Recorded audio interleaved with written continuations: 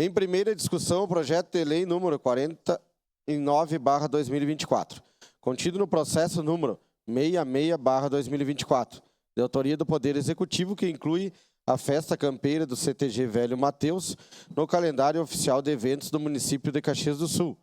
Relator, vereador Adriano Bressan. Ad-hoc, vereador professor Zanquim. Com a palavra, o relator para a leitura do parecer. Referente ao processo número 66/2024, projeto de lei número 49/2024. Comissão de Educação, Ciência, Tecnologia, Inovação, Cultura, Desporto e Lazer. Parecer número 175/2024, favorável. Parecer favorável ao projeto de lei número 49/2024, contido no processo número 66/2024. Recebe esta Comissão de Educação, Ciência, Tecnologia, Inovação, Cultura, Desporto e Lazer o projeto de lei acima descrito, de autoria do Poder Executivo, que inclui a festa campeira do CTG Velho Mateus no calendário oficial de eventos do município de Caxias do Sul. Na exposição de motivos do projeto, o autor relata que a festa campeira do CTG Velho Mateus teve a sua primeira edição em 2001 e é realizada anualmente em outubro.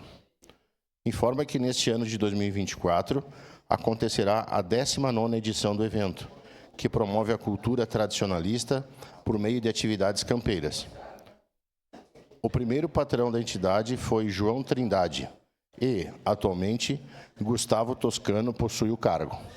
Aduz que esse evento possui data exclusiva na 25ª Região Tradicionalista.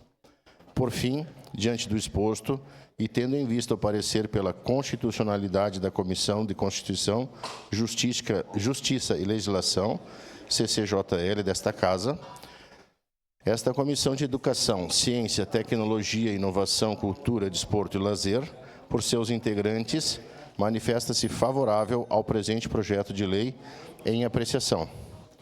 Caxias do Sul, 10 de abril de 2024, 149 anos da colonização e 134 da emancipação política.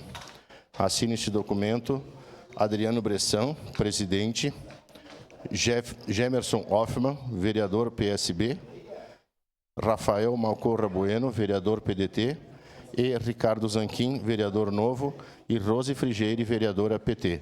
É isso, senhor presidente. Obrigado, vereador Zanquim.